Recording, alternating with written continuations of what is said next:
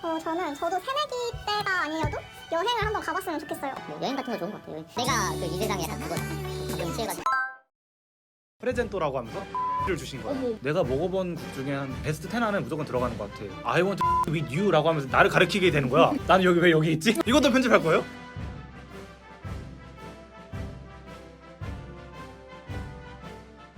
KNUBS 46기 김영선. 17학번 4학과 오영기입니다.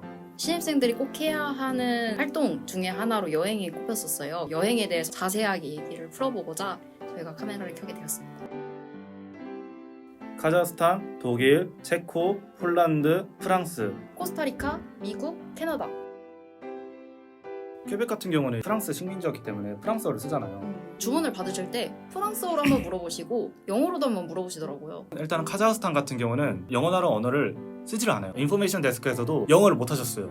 여기가 이제 러시아 영어 교환이 더 강하다 보니까 영어를 이제 쓸 필요가 없으셨던 거죠.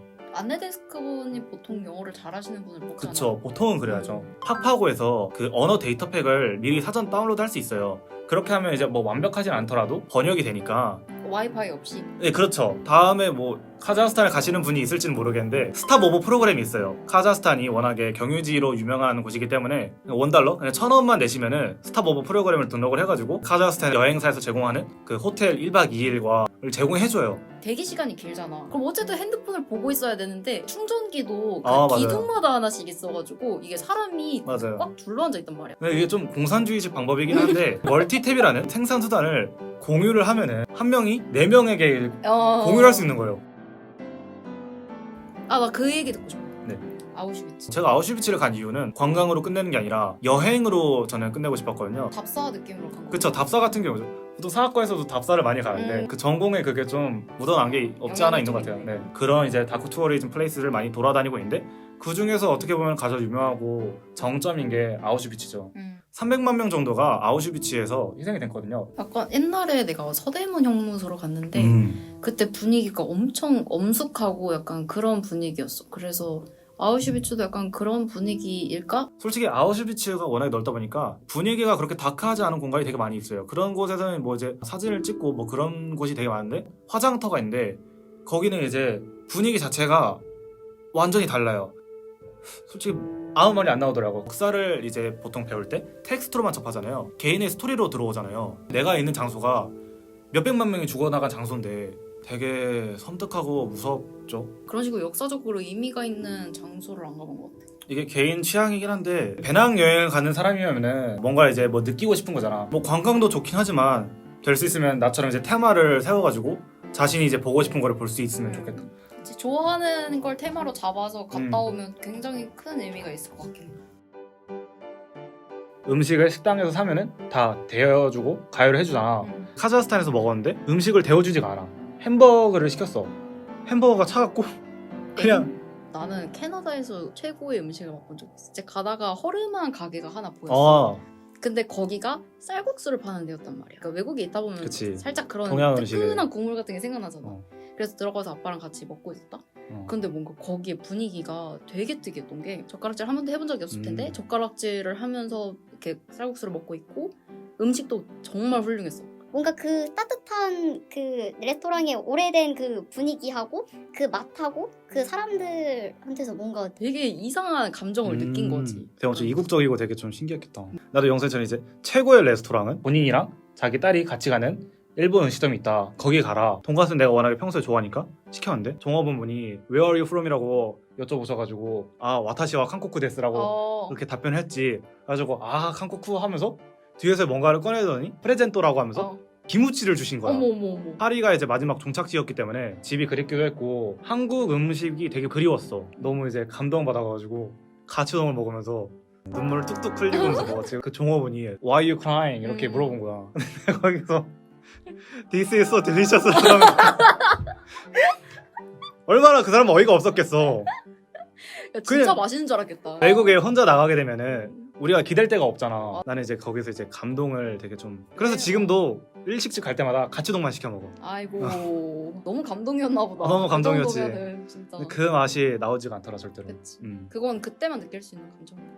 내가 폴란드에서 에어비앤비에서 묵고 왔는데 그 호스트가 이제 채식주의자 비건 커플인 거야. 내가 가지고 있던 도시자석 같은 거 있잖아. 이제 내가 한국에서 챙겨온 기념품 같은 거 그런 걸 조금 줬어. 그런데 거기서 이제 되게 감동을 받아가지고 야채 스튜를 이렇게 준비해 주신 거야. 솔직히 비건 수프가 비건 채식을 하지 않는 사람들한테는 되게 좀 낯설고 노 땡큐 했는데 남자친구가 나한테 이제 헤이 영규 eat this soup. 여자친구가 이거 만들기 위해서 4시간 동안 썼대. 나는 몰랐지. 오, 화를 냈어. 그때. 아니 화를 내지 않아. 아. 진짜 무서운 사람들은 화를 낼 필요가 없어. 예스.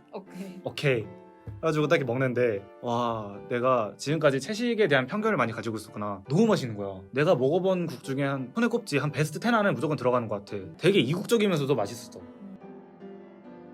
카자흐스탄에서 슈로텔에서 자고 있는데 갑자기 이제 안내데스크 직원이 나와달래. 오케이 해가지고 갔는데 동양인 아저씨가 있는 거야. 한국인 관광객분이구나. 우리 아버지 세대 같은 그런 분이구나. 그래가지고 왜 못 도와드릴까요? 했는데 중국어 날아오는 거야 이제. 저거 중국어다. 나는 왜 여기 있지? 이제 그 카자흐스탄 직원분들한테 he's Chinese and I'm Korean and I don't speak Chinese 이렇게 말씀을 드렸는데 그 안내데스크는 당황하면서 You're from Korean and why you don't speak Chinese 하는 거야. 본인은 왜 못하냐고. 도와는 드려야 되잖아. 이 아저씨는 자기가 일행이 있으니 한 방에 잘 수 있느냐. 근데 이게 번역이 잘못돼가지고 아저씨가 I want to stay with you 라고 하면서 나를 가르치게 되는 거야.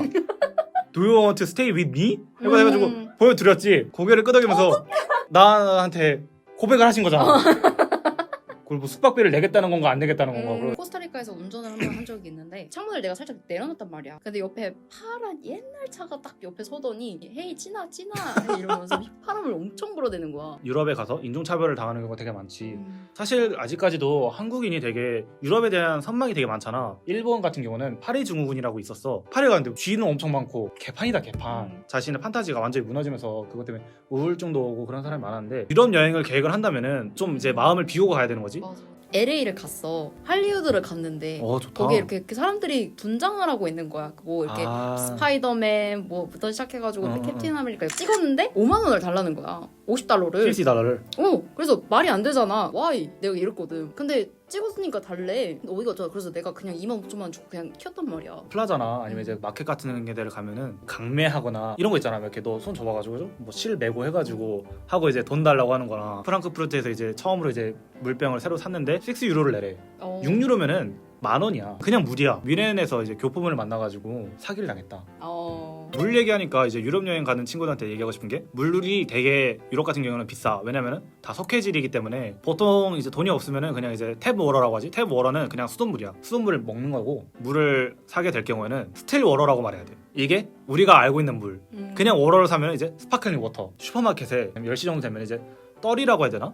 그런 그게 있대. 보통 10,000원에 사야 될 거를 떨이로 하면 이제 1,000원이나 2,000원에 살 수 있다. 로컬들이 이제 밤에 사는 거를 많이 추천을 하더라고. 그 유럽 같은 경우는 특히 흡연에 되게 관대한 편이어가지고 우리나라는 이제 길거리에서 흡연이 없잖아. 독일 같은 경우는 길거리 흡연이 엄청 많아. 프랑스랑 독일이 되게 심했던 것 같아. 영국 같은 경우는 담배가 2만 원이야. 잠시만요. 카메라가 과열이 돼서 끊고 다시 찍기 시작했습니다. 이렇게까지 오래 말하는 사람이 처음이어서. 영선이 너가 있었던 곳은 그런 걸 아예 못 봤나? 마약이나 이제 마약 공급책 이런 걸? 남미가 치안이 조금 부족한 나라잖아요. 그러다 보니까 예를 들어서 뭐 거기에 봉사단체가 간다고 하면 현지 경찰분을 섭외를 해서 거기서 가야 할 길, 가지 말아야 할 길 이런 걸 미리 알려주신대요. 그래서 사실은 경찰이 있긴 하지만 우범 지역 같은 곳은 손을 뻗기 어려운 우범 지대를 고려를 해보고 이제 그런 지역은 이제 피해서 가시는 게 괜찮은 것 같습니다. 외국인으로서 범죄를 당하잖아요. 그럼 온전히 내 손해요. 도망가는 거 그뿐이죠. 지금 솔직히 말해서 코로나 시국이 끝난다고 해서 유럽 여행이나 다른 나라 여행 가는 것 자체가 대단히 위험해요. 코로나 확산과 함께 반아시아 정서가 엄청 심해졌기 때문에 혐오 범죄가 일어나고 있음에도 혐오 범죄로 이제 주목을 받지 못하고 있잖아요. 그 현지의 아시아인 정서를 한 번에 이제 생각해보고 가는 게 대단히 안전하지 않을까 그렇게 생각합니다.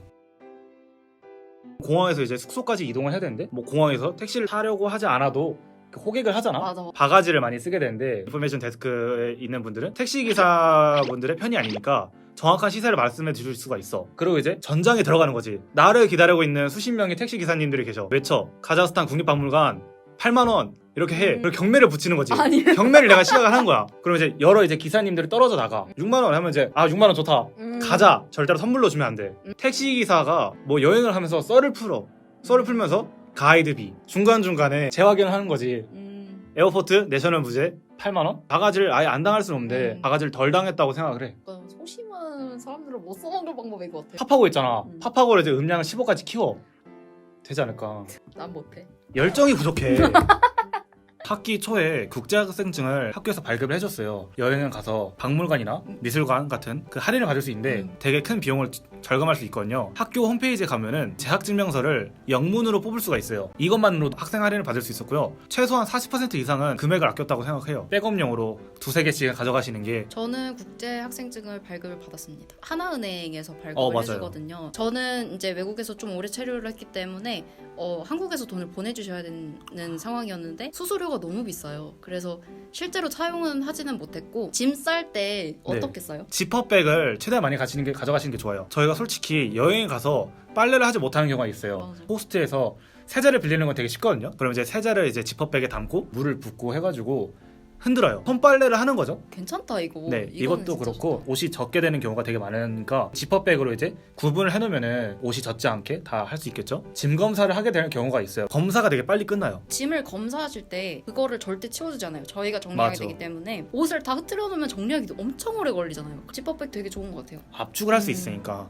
그거 되게 좋다. 좋죠. 공간이 많이 생기겠다. 그럼. 그렇죠. 그리고 저는 챙겨갔으면 좋겠는 게 영양제. 몸을 소모해서 여행을 소모하죠. 가는 거기 때문에 선물로 전화될 수 있으니까 홍상 스틱을 몇 개 이제 호스트에다가 주고 그렇게 했었던 게 기억나요. 옷을 절대 많이 가져가지 않아요. 맞아요. 왜냐면 여행을 가면 웬만하면 좀 꾸미고 입고 사진도 찍고 싶은데 사실 그거 진짜 사치예요. 왜냐면 막상 가도 입는 옷만 입. 정말 자기가 좋아하는 옷.